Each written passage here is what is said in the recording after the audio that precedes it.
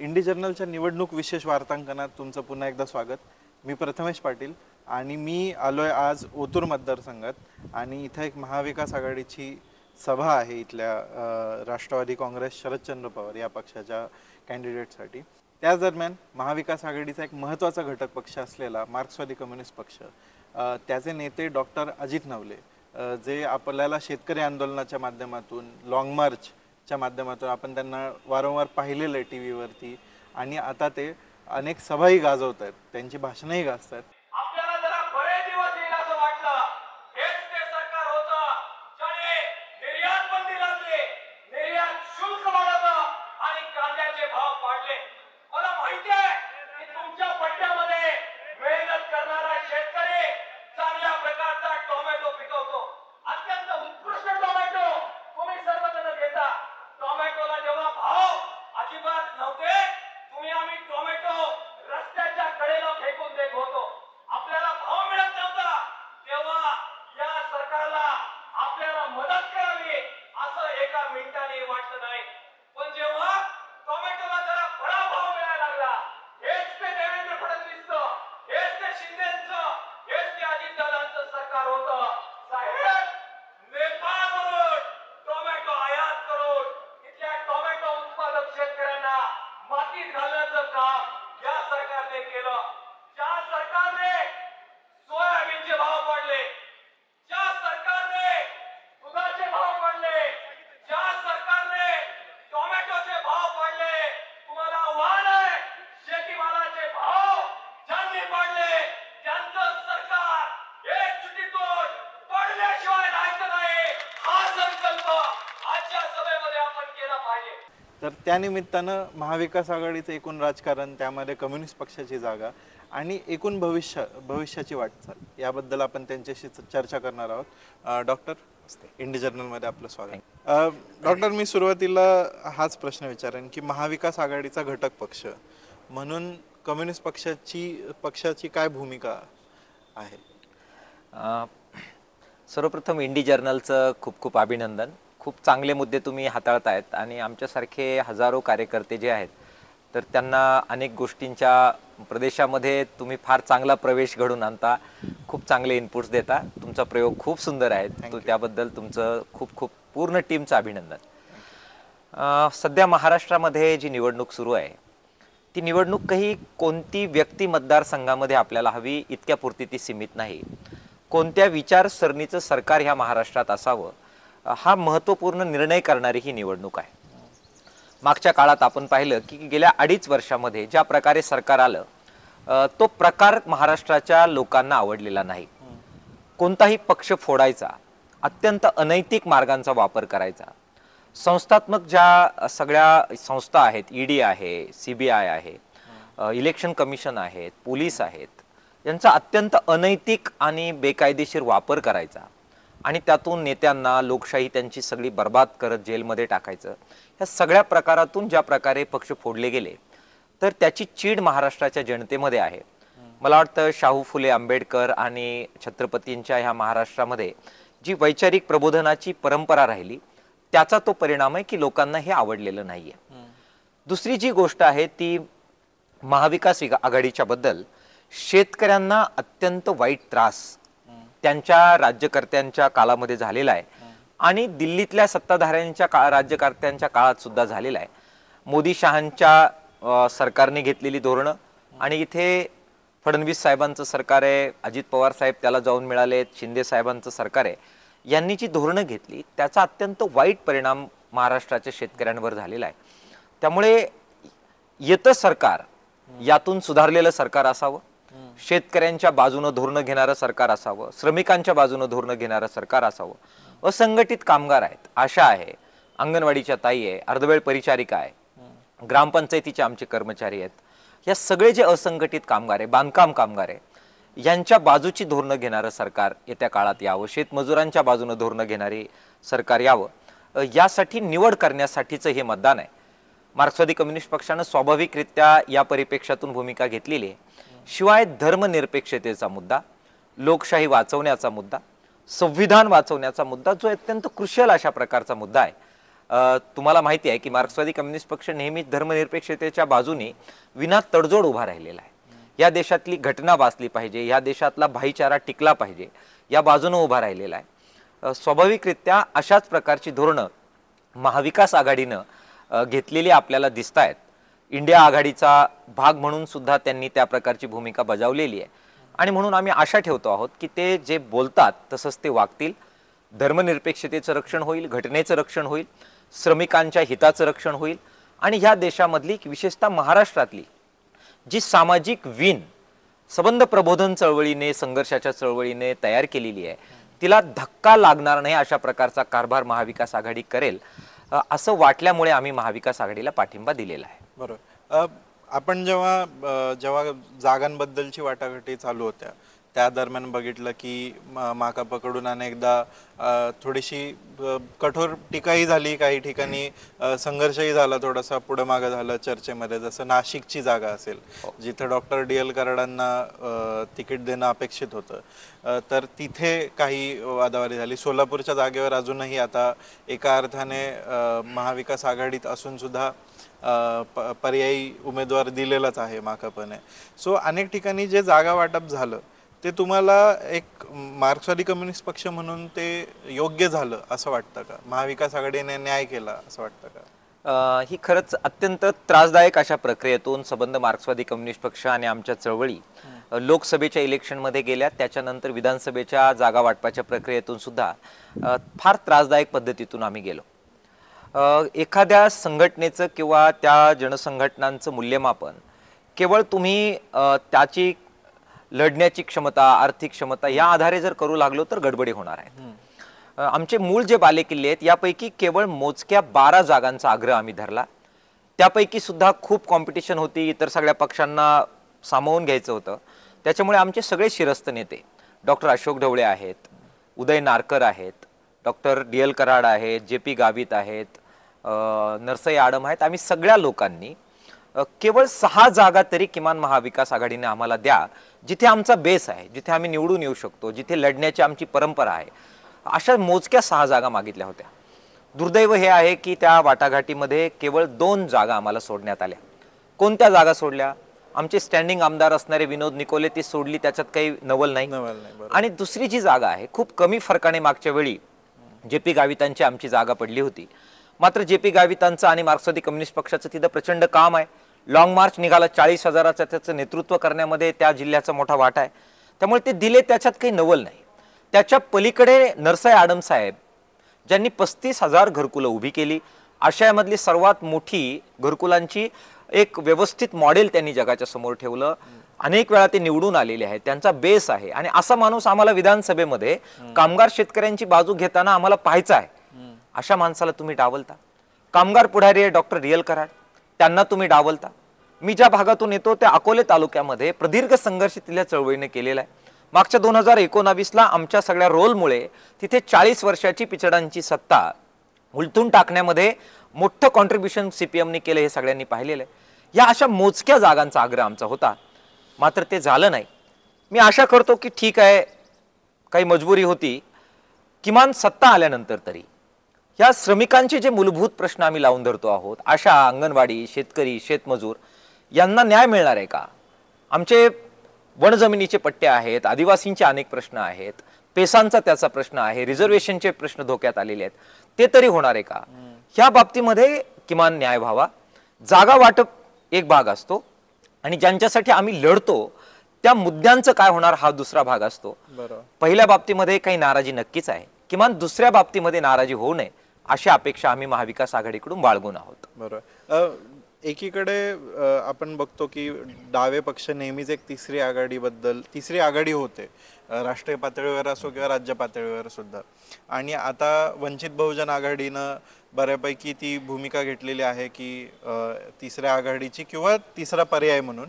आणि सोबतच राजू शेट्टी आणि बच्चू कडू यांनी सुद्धा तिसरी आघाडी, स्वतःला एक ऑफिशियल तिसरी आघाडी नाव देऊन एक चौथी आघाडी उभी केली. बरोबर. तर अशा प्रकारची स्वतंत्र भूमिका यावेळेस डाव्या पक्षांनी का नाही घेतली? बघा, मार्क्सवादी कम्युनिस्ट पक्ष किंवा कोणत्याही मार्क्सवादी कार्यकर्त्याला हे पक्क सांगितलं जातं की ठोस परिस्थितीचं ठोस विश्लेषण म्हणजे मार्क्सवादी कार्यपद्धती. आजच्या देशाच्या समोर सर्वात क्रुशियल प्रश्न, मोठा प्रश्न काय आहे याच्याबद्दल मार्क्सवादी कम्युनिस्ट पक्षामध्ये कोणत्याही प्रकारची द्विधा मनस्थिती नाही. आम्हाला हे अचूकपणाने माहिती आहे की यावेळी भारतीय जनता पक्ष आणि RSS ज्या प्रकारचं राजकारण समाजकारण ह्या देशामध्ये करू पाहतं त्याच्यामध्ये त्यांना घटना बदलायची आहे, एक प्रकारची हुकुमशाही एकारलीशाही त्यांना आणायची आहे. या देशामध्ये धर्मांचा राजकारणामधला हस्तक्षेप वाढवायचा आहे. या देशामधली जी सामाजिक विण आहे ती सगळी विस्कटून टाकायची आहे. आणि ह्या सगळ्या पार्श्वभूमीवर असं जर झालं तर त्याचा सर्वात वाईट परिणाम या देशाच्या एकतेवर होईल, एकसंगतेवर होईल, त्याचबरोबर या देशाच्या श्रमिकांवर होईल. त्यामुळे आम्हाला आमचा मुख्य शत्रू आणि मुख्य धोका हा छाबूतपणाने कळतो.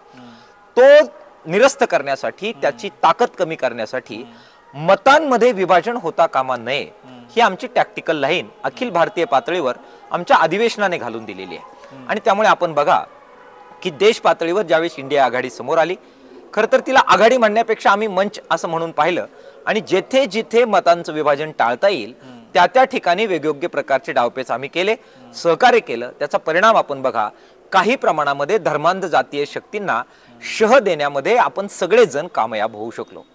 अगदी तीच परिस्थिती आज महाराष्ट्रामध्ये आहे. शेतकऱ्यांच्या बद्दल, श्रमिकांच्या बद्दल काय धोरणं देवेंद्र फडणवीस साहेबांचं सरकार घेत आहे आपण पाहिले. त्याचबरोबर जातीय वेगवेगळ्या प्रकारचे संघर्ष जे यापूर्वी इतके तीव्र नव्हते ते कशा प्रकारे लावून दिले गेले हे आपण पाहिलेलं आहे. हे असंच चालू राहिलं तर या महाराष्ट्राचे जे मेन स्ट्रीमचे प्रश्न आहे, मूलभूत प्रश्न आहे, तिथपासून राजकारण पूर्णपणाने डायव्हर्ट होईल. भावनिक मुद्द्यांवर, अस्मितेच्या मुद्द्यावर ते जाईल. ते ऑलरेडी गेलेलं आहे काही प्रमाणात. ते जर थांबवायचं असेल आणि ज्यांच्यासाठी मार्क्सवादी कम्युनिस्ट पक्ष काम करतो त्या शेतकऱ्यांचं, शेतमजुरांचं, युवकांचं, महिलांचं हे जर मेन स्ट्रीमचे प्रश्न जर केंद्रस्थानी आणायचे असतील, घटना वाचवायची असेल, संविधान वाचवायचं असेल, धर्मनिरपेक्षता वाचवायची असेल तर आपल्याला मतांचं विभाजन टाळलं पाहिजे. फार समजदार भूमिका मार्क्सवादी कम्युनिस्ट पक्षाने आणि कार्यकर्त्यांनी घेतली. जागा कमी मिळाल्या तरी सुद्धा समजदार भूमिका घेतली. पॉलिट ब्युरोने हस्तक्षेप केला, अनेक लोकांची समज काढली, परंतु आम्ही कुठेही मतांचं विभाजन केलं नाही. अर्थात महाविकास आघाडीनं हा आमचा जो काही उदात्तपणा आहे त्याची दखल शिरस्ते नेत्यांनी घ्यावी आणि हा चळवळी संपून टाकायच्या, पक्ष संपून टाकायच्या इतकी वाईट किंमत आम्हाला द्यायला त्यांनी लावू नये हे सुद्धा मला इथे नमूद करावं असं वाटतंय. बरोबर. पक्षीय पातळीवरती ऑफकोर्स एक वर्गीय विश्लेषण किंवा मार्क्सवादी विश्लेषण या पातळीवर पण मी हा प्रश्न विचारतोय आणि तुम्ही स्वतः ग्रामीण भागात कार्यरत आहात. शेतकऱ्यांसोबत तुमचा संबंध येतो चळवळीच्या माध्यमातून आणि तुमचं एक स्वतःचं ॲनालिसिस सुद्धा त्या पातळीवर एक चांगली अंडरस्टँडिंग असणार आहे. तर एकतर शेतीबद्दलची जी आत्ताची परिस्थिती आहे ज्याला ॲग्रेरियन क्रायसिस किंवा कृषी संकट म्हणतो आपण, त्या अर्थानं काय ॲनालिसिस आहे. आणि दुसरं याच संदर्भानं मनोज जरांगे पाटलांसारख्या नेतृत्वाचा उदय आणि मराठ्यांमध्ये जी हे मराठा विरुद्ध OBC किंवा आरक्षणाभोवती हे सगळं जे वादळ उभं राहिलंय आज महाराष्ट्रात, त्याचं विश्लेषण कसं करता तुम्ही? 1991 नंतर आपण पहा शेतकऱ्यांच्या आत्महत्या वाढल्या. तो पॉइंट आपल्याला निर्देशित करतो की त्याच्या पूर्वीची जी शेती धोरणं होती आणि त्याच्यानंतरची शेती धोरणं होती त्याच्यामध्ये काहीतरी बदल झाला. त्या बदलामुळेच शेतकऱ्याच्या आत्महत्या वाढल्यात आणि शेतीचं संकट आलेलं आहे. काय बदल झाले? सरकार आणि समाजानं 1991 नंतर शेतीचा आणि ग्रामीण भागाचा जो पाठिंबा आहे तो काढून घेतला आणि सबंध शेती व्यवस्था आणि ग्रामीण विकास कॉर्पोरेट कंपन्यांच्या हवाली केलं. परिणामी शेतीचा उत्पादन खर्च प्रचंड वाढला. दुसऱ्या बाजूला शेतीतून जे उत्पन्न मिळायला पाहिजे ते वेगवेगळ्या पॉलिसीज आयात निर्यातीच्या घेतल्यामुळे ते उत्पन्न घटलं आणि त्यामुळे शेतीमध्ये कर्जबाजारीपणा आणि शेतीचं संकट उदयाला आलेलं आपल्याला दिसतंय. त्यामध्ये नैसर्गिक आपत्तीत सुद्धा शेतकऱ्यांना मदत करणं नाकारलं गेलं आणि त्यामुळे हे कृषी संकट वाढलेलं आहे. त्यामुळे कृषी संकट आपल्याला जर निरस्त करायचं असेल तर हा पॉइंट लक्षात घेऊन पुन्हा एकदा शेती धोरणाची आणि एकंदरीत धोरणाची दिशा ही 1991च्या अगोदर ज्या प्रकारची होती ती शेतकरी पूरक, ग्रामीण विभाग पूरक आणि कॉर्पोरेट जी एक प्रकारची लूट आहे ती लूट थांबवणारी अशा प्रकारची आपल्याला घ्यावी लागेल. महाविकास आघाडीचं सरकार किंवा उद्या काँग्रेसचं सरकार जरी आलं किंवा डाव्यांचं सरकार जरी आलं तरी सुद्धा ह्या सरकारने हा मुद्दा लक्षात न घेता जर धोरणं घेतली तर आपल्याला उपाय करता येणार नाही. आणि म्हणून किसान सभा आणि आम्ही सगळे याबद्दल आग्रही आहोत. पीस सायना ज्यांना आपण ओळखता त्यांनी आत्ताच मध्यंतरी खूप चांगली कार्यशाळा मुंबईला घेतली, अनेक मान्यवरांना बोलवलं. त्यांनी या संदर्भामध्ये एक डॉक्युमेंट केलं, ते सर्वत्र प्रसारित होत आहे. त्याचा सुद्धा आत्मा कुठे ना कुठे हाच आहे की पॉलिसी इंटरव्हेन्शन जोपर्यंत तुम्ही करत नाही तोपर्यंत 5,000 रुपये 6,000 रुपये तुम्ही सन्मान म्हणून दिले, लाडकी बहीणला दिले, याच्यातून ते उपाय होऊन कृषी संकट संपणार नाही. हा मुद्दा त्या संदर्भात समजून घेतला पाहिजे. महाराष्ट्रामध्ये मनोज जरांगे पाटलांच्या नेतृत्वाखाली जबरदस्त आंदोलन आपण पाहतोय मराठ्यांमध्ये निर्माण झालेलं आहे. केवळ महाराष्ट्रातच नव्हे तर देशभरामध्ये जिथे जिथे शेतीवर आधारित असणारे जे समुदाय आहे, मग ते पटेल असतील, जाट असतील, सर्वांमध्ये असंतोष आहे. आणि शेती धोक्यात गेल्यामुळे, ग्रामीण अवस्था बकाल झाल्यामुळे, शेतीतून निर्माण होणारा उद्योग आणि रोजगार संपल्यामुळे देशभरामध्ये एक प्रकारची अस्वस्थता शेती करणाऱ्या समुदायांमध्ये आहे. बऱ्याचदा जे शेती संकटावर किंवा आर्थिक प्रश्नांवर रास्त उपाय असतो तो कदाचित फार अवघड असतो. आणि मग अशा वेळी स्वाभाविकरित्या माणसं जन्मजात अस्मितेला लवकर रिस्पॉन्ड करतात. आणि मग आपलं उत्तर ह्या अवघड बुनियादी प्रश्नांना भिडण्याऐवजी कदाचित आपण आपल्या जन्मजात अस्मितेला जर जवळ केलं तर आपले प्रश्न लवकर सुटतील, अशा प्रकारची विचारधारा माणसाची पकड घेते. ती आपल्याला झालेली दिसते आणि त्यातूनच मग मराठा आंदोलन हे पुढे आलेलं दिसतं. आरक्षणाची मागणी त्यातून पुढे आलेली दिसते. माझं व्यक्तिगत मत हे आहे की हो, मराठे संकटात आहेत. मराठे शेतीवर अवलंबून होते, शेती बकाल झाली, रोजगाराची परिस्थिती संपली, त्यातली प्रतिष्ठा कमी व्हायला लागलेली आहे आणि त्यामुळे एक अस्वस्थता मराठा वर्गामध्ये स्वाभाविकरित्या शेतीच्या बकालतेतून आलेली आहे. त्यामुळे एकीकडे मराठा युवकांना आरक्षण देण्यासाठी हस्तक्षेप झाला पाहिजे ही मागणी जरी बरोबर असली तरी मूळ सुधारल्याशिवाय या प्रश्नाचं उत्तर निघणार नाही. शेती आधारित उद्योग ग्रामीण भागात सुरू करणं, शेतीला प्रतिष्ठा मिळवून देणं, शेती धोक्यातून बाहेर काढणं हा मराठा शेतकऱ्यांना बाहेर काढण्याचा सुद्धा उपाय आहे, इतर शेतकऱ्यांप्रमाणेच. रिझर्वेशनच्या बद्दल जी क्रुशियलनेस आता तयार झाला, आमची भूमिका ही स्पष्ट आहे की कोणत्याही परिस्थितीमध्ये संविधान किंवा बाकी हस्तक्षेप करून ती मर्यादा जोपर्यंत तुम्ही वाढवत नाही आणि ती मर्यादा वाढवून मग इतरांना त्रास न देता, इतरांचं काढून न घेता मराठा आणि इतर जे जे मागणी करतायत त्यांना देण्याचा मार्ग जोपर्यंत मोकळा होत नाही तोपर्यंत कोंडी फुटणार नाही. सरकारने ते करावं अशी आमची त्याबद्दलची भूमिका आहे, मागणी सुद्धा आहे. मला एक क्लासिकल जो मार्क्सवादी विचार आहे त्याच्या नजरेतून बघितलं तर औद्योगिक समाज हा खूप महत्त्वाचा असतो. तर अनेक अर्थतज्ञ असं म्हणतात की जेव्हा शेती संकटाबद्दल जेव्हा अशी चर्चा होते तेव्हा ते म्हणतात ॲग्रिकल्चरमधून ऑफलोडिंग झालं पाहिजे, शेतीमधून लोक बाहेर पडले पाहिजेत आणि ते औद्योगिक समाजात शिरले पाहिजेत.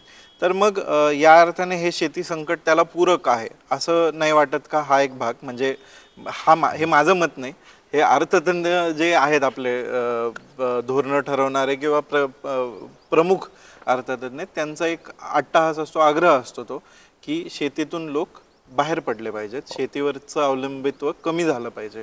अशा परिस्थितीत तुम्ही कुठला एक द्वंद्व बघताय? या परिस्थितीमध्ये काय कॉन्फ्लिक्ट बघताय?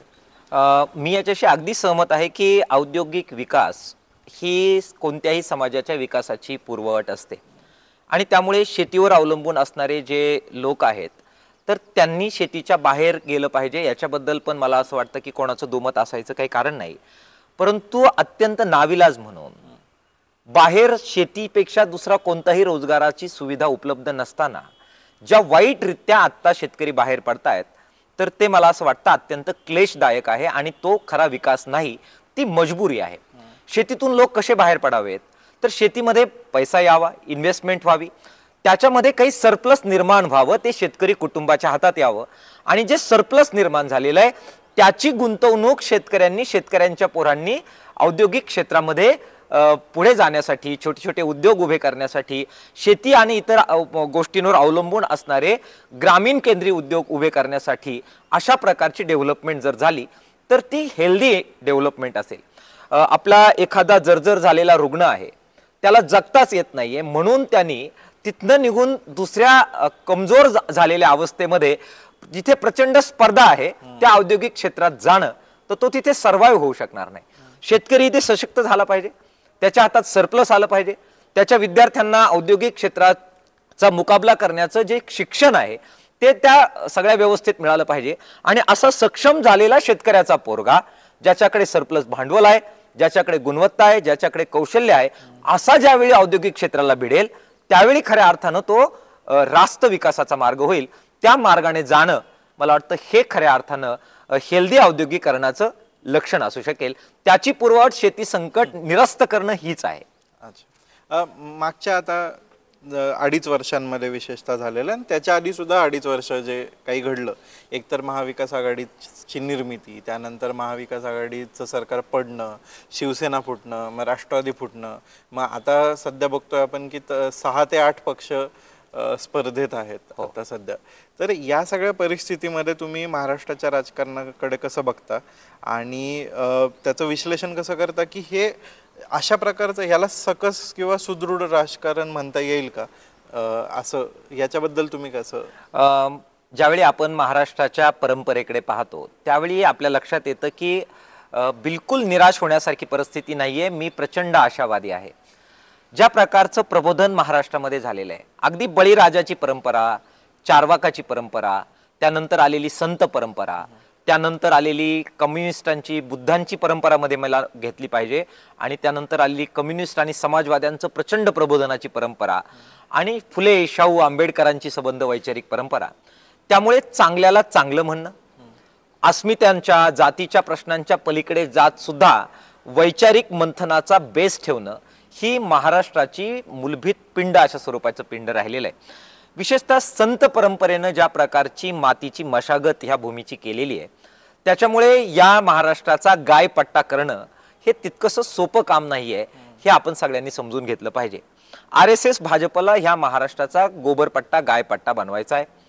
अत्यंत वेगळ्या प्रकारची संस्कृती, ज्याच्यामध्ये डोकं नसणाऱ्या समर्थकांची संस्कृती त्यांना तयार करायची आहे.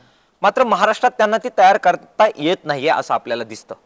पक्षांची फोडतोड झाली आणि त्यांना वाटलं की नेते आपण आयात केले की त्या नेत्यांना मानणारा जो वर्ग आहे तो वर्ग आयात होईल आणि आपण सशक्त अशा प्रकारची एकजूट करू शकू. काय पाहिलं महाराष्ट्रामध्ये? आपल्या लक्षात आलं की इतक्या तोडजोडी फोडीनंतर सुद्धा देशामध्ये सर्वात जास्त लोकसभेचा कल हा संविधानाच्या बाजूनी, विचाराच्या बाजूनी, तडजोडीला नकार देणारा किंवा अशा प्रकारच्या फोडी आणि अनैतिकतेला नकार देणारा कल जनतेनं दिला. हे कशाचं लक्षण आहे? हे ह्या महाराष्ट्राची वैचारिक माती ही अत्यंत सकसरित्या कसलेली आहे याचं हे लक्षण आहे. संबंध देशामध्ये स्वातंत्र्य चळवळीचं नेतृत्व सुद्धा कुठून आलं देशामध्ये आपण बघा. टिळक, अगदी महात्मा गांधींना सुद्धा कुठे येऊन स्वतःची कर्मभूमी बनवावी लागली. सर्व महात्मा फुले तुम्ही घ्या, शाहू घ्या, आंबेडकर घ्या, फुले घ्या. त्यामुळे ही महाराष्ट्राची माती गोबरपट्टा आणि त्याला तुम्ही म्हणता जे फॉलोअर्स आहेत त्यांचे भक्त, हा भक्तपट्टा बनवणं इतकं सोपं नाही. हा महाराष्ट्र आहे, हा छत्रपतींचा महाराष्ट्र आहे, फुले शाहू आंबेडकरांचा महाराष्ट्र आहे, हा समाजवादी आणि मार्क्सवाद्यांचा महाराष्ट्र आहे, बुद्धांचा आणि महात्मा फुलेंचा महाराष्ट्र आहे, आणि बळीराजाची परंपरा, चारवाकाची परंपरा सांगणारा हा महाराष्ट्र आहे. हा एवढा सोपा महाराष्ट्र नाहीये. शेवटचा प्रश्न की आता तुम्ही एवढं सगळं म्हणालात की हा महाराष्ट्राची जी लिगसी आहे, आता तसं बघायला गेलं तर महाराष्ट्राच्या निर्मितीमध्ये डाव्या पक्षांची आणि डाव्या चळवळीची एक मोठी भूमिका राहिलेली आहे. त्या काळचा जी एक घोषणा होती की समाजवादी भारतात, समाजवादी महाराष्ट्र, तर महाराष्ट्राची ध्येय धोरणाची दिशा डाव्यांनी कधी काळी ठरवलेली आहे. त्याच महाराष्ट्रात आज डाव्यांची जी परिस्थिती आहे, डाव्या पक्षांची राजकीय मार्जिनलायझेशन असो किंवा प्रतिनिधित्वाचा अभाव असो, आणि तुमच्यासारख्या तरुण नेतृत्वाला अजूनही त्या प्रकारचं जे स्टेज डिझर्व करतात ते स्टेज न मिळणं असो, या पद्धतीनं डाव्या चळवळीचं धोरण आतापर्यंत काय चुकलंय किंवा चुकलंय का, आणि यापुढं दिशा काय असेल त्याची? चळवळीमध्ये चढ उतार सुरू असतात. हे खरं आहे की काही प्रमाणामध्ये संबंध जगभर, महाराष्ट्रभर आणि देशभर डाव्यांची पिछेहाट झाली, ही वस्तुस्थिती आहे. मात्र डाव्या विचाराची पिछेहाट झाली असं म्हणायला मी तयार नाही. कारण डावा विचार काय आहे? धर्मनिरपेक्षतेचं रक्षण करणं हा डावा विचार आहे. माणसाने माणसाशी माणसासारखं वागावं हा मानवतेचा विचार डावा विचार आहे. त्या परिप्रेक्षात आपण जर पाहिलं तर डाव्या विचाराचा एकंदरीतच प्रभाव हा संत परंपरेतून येतो, आपल्या सगळ्या चळवळींमधून येतो. तो महाराष्ट्राच्या मनामनामध्ये आपल्याला दिसतो. आणि भाजपमध्ये गेलेला कार्यकर्ता सुद्धा हा महाराष्ट्र डाव्या विचाराचा आहे आणि मी डाव्या विचाराचा कार्यकर्ता आहे असं म्हणू लागतो. हा जो डाव्या विचाराचा प्रभाव आणि पगडा आहे तर तो मला असं वाटतं उत्तर वाढत जाईल. या महाराष्ट्रामध्ये पानसरे, या महाराष्ट्रामध्ये अंधश्रद्धा निर्मूलन समितीचे आपले सगळे कार्यकर्ते, हे सगळे जे काय आहे ते पक्षाचे सभासद नसतील हो, परंतु एकंदरीतच ही माती ही डाव्या विचाराची माती आहे. पक्षाच्या बाबतीमध्ये मात्र काही प्रमाणामध्ये पिछाड झाली, परंतु नंतरच्या काळात काही चांगल्या गोष्टी घडल्या. उदाहरणार्थ पुणतांब्याचा संप ज्या प्रकारे डाव्या विचारसरणीच्या लोकांनी हस्तक्षेप करून तो एका लॉजिकल एंड पर्यंत नेण्यामध्ये रोल केला, लोकांनी त्याला भरून पाठिंबा दिला आणि मेन स्ट्रीमचा शेतकरी मागे उभा राहिला, इतरही शेतकरी संघटना बरोबर आल्या हे आपण पाहिलं. किसान सभेचा लॉंग मार्च आपण पाहिला, नाशिकवरून जो मुंबईपर्यंत गेला, 3 लॉंग मार्च झाले, अकोले ते लोणी लॉंग मार्च झाला आणि संबंध देशाला एक प्रकारे शेतकरी चळवळीला एक आशेचा किरण निर्माण होऊ शकतो, फार निराश होण्याची गरज नाही, अशा प्रकारचा संदेश याच महाराष्ट्राच्या लाल मातीतून हा महाराष्ट्रभर आणि देशभर गेलेला आपण पाहिला. दिल्लीचं जे आंदोलन झालं त्याच्यामध्ये प्रचंड ताकदीनं जे वेगवेगळे फोर्सेस उतरले त्याच्यामध्ये महाराष्ट्राचा रोल होता. डॉक्टर अशोक ढवळे सारखी माणसांनी तिथे नेतृत्व केलं आणि हजारो शेतकरी महाराष्ट्रातून तिथे गेले. कामगार आघाडीमध्ये आपण बघा की नजीकच्या काळात फार बदल झाला. आशा कर्मचारी प्रदीर्घ लढे झाले, अंगणवाडीची ताई प्रदीर्घ लढे झाले, यशस्वी लढे झाले, बांधकाम कामगारांच्या संघटना पुढे आल्या आणि सरकारला धोरणं बदलायला लागली, कर्जमाफी करायला लागली, पीक विम्याच्या प्रश्नावर हस्तक्षेप झाला, धोरणं बदलायला लागली. त्यामुळे इंटरव्हेन्शन ज्याला आपण म्हणतो डाव्यांचं ते वाढतंय, सुसंघटितपना वाढतोय, आता रास्त भूमिका आपण घेतोय आणि मेन स्ट्रीमच्या पॉलिटिक्स मध्ये आता इंटरव्हेन्शन वाढतंय. बरोबर, पण याचं कॉन्सॉलिडेशन कधी होणार? की जसं की आता डाव्या पक्षांचे स्वतःचे प्रत्येक मतदारसंघात काही हजार का होईना पण मतदार आहे, तर त्या मतदारांना कधी प्रतिनिधित्व मिळेल? त्या मतदारांना कधी त्यांच्या चिन्हावरती निवडणुकीचं बटन दाबायला मिळेल? असा प्रश्न अनेक कार्यकर्ते मतदार विचारत असतात. हे फार वेगाने होतंय असं माझा अनुभव आहे. उदाहरणार्थ आपण पाहिलं की 2 आमदार तर किमान आमचे आता या विधानसभेच्या याच्यामध्ये चांगल्या ताकदीने येत आहेत. सोलापूरमध्ये सुद्धा चांगलं इंटरव्हेन्शन आमचं होईल आणि आमचं रिप्रेझेंटेशन हे डाव्यांचं ह्यावेळी वाढेल. केवळ मार्क्सवादी कम्युनिस्ट पक्षाचा नव्हे, शेकापचे आमदार ह्यावेळी नक्की वाढतील, आमचा विश्वास आहे. CPI सुद्धा लढते, आमचा विश्वास आहे. सत्यशोधक कम्युनिस्ट पार्टी त्यांच्या पातळीवर प्रयत्न करते आहेत. तर ह्या सगळ्या डाव्यांचं रिप्रेझेंटेशन लोकसभेमध्ये विधानसभेमध्ये नक्की वाढेल. काही पॉकेट्स आम्ही आयडेंटिफाय केलेले आहेत. अकोलेचा मतदारसंघ आपण पाहत आहे, त्याच्यामध्ये एक मुख्य फोर्स म्हणून आपण पुढे येताना दिसतोय आणि तिथल्या पॉलिटिक्समध्ये डाव्यांना विचारात घेतल्याशिवाय आता काही हालत नाही अशा पातळीवर आपण जाऊन पोहोचू शकलेलो आहोत. बीडमध्ये तुम्ही पाहताय की जे सालग लढे चाललेले आहे तिथल्या मध्यवर्ती राजकारणामध्ये आपला हस्तक्षेप वाढतोय. आता मी पुण्यामध्ये आहे आणि आंबेगावमध्ये आणि आता जुन्नरमध्ये या दोन्ही मतदारसंघामध्ये डाव्यांना विचारल्याशिवाय किंवा त्यांचा कॉग्निजन्स घेतल्याशिवाय गणित मांडता येणार नाही या पातळीपर्यंत डावे येऊन पोहोचताना आपल्याला दिसत आहेत. सांगली आहे, सोलापूर आहे, विदर्भामध्ये बुलढाणा आहे, आमचे झाडे ज्या ठिकाणी काम करतात ते यवतमाळ आहे. सो पॉकेट्स बनत आहेत, हस्तक्षेप वाढतोय, दिशा रास्त घेतलेली आहे. महाविकास आघाडीनं रास्त कॉग्निजन्स व्यवस्थितपणाने घेतला आणि एकंदरीत जो सपोर्ट लेफ्टला वाढतोय त्याचं योग्य मूल्यमापन झालं तर मला खात्री आहे की एकंदरीतच जी धर्मनिरपेक्ष चळवळ आहे ती पुढे जाईल, महाविकास आघाडीला सुद्धा फायदा होईल आणि आमचं डाव्यांचं प्रतिनिधित्व वाढेल. मग याला 2029 ची आम्ही तयारी समजावी दर्शकांनी? मला वाटतं की त्याच्या अगोदर सुद्धा निवडणुका येतील.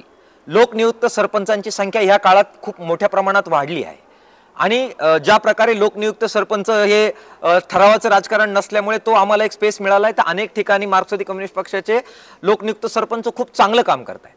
जिल्हा परिषद पंचायत समितीमध्ये आमचं इंटरव्हेन्शन ह्यावेळी नक्की वाढेल. त्या प्रकारचे कार्यकर्ते घडवले जात आहेत, पुढे येत आहेत, रिप्रेझेंट होत आहेत, तिथे आमचं रिप्रेझेंटेशन वाढेल. त्याचबरोबर ज्या वेगवेगळ्या समित्या बनतील, सरकार महाविकास आघाडीचं येईल आम्हाला अपेक्षा आहे, तिथं डाव्यांचं प्रतिनिधित्व ह्यावेळी नक्की वाढेल. त्यामुळे जिथे जिथे सत्ता आहे तिथे सत्तेमध्ये जाऊन डावे लोक ह्या श्रमिकांचं प्रतिनिधित्व करण्यासाठी पुढे आगेकूच करतील आणि येणाऱ्या निवडणुकीमध्ये, खासदारकीच्या निवडणुकीमध्ये यावेळी आम्ही माघार घेतली पण पुढच्या वेळी जरा त्याचं श्रेय हे विचारात घेतलं जाईल आणि 2 जागा किमान पुढच्या वेळी डाव्यांना मिळतील अशा प्रकारचा आमचा आग्रह राहील.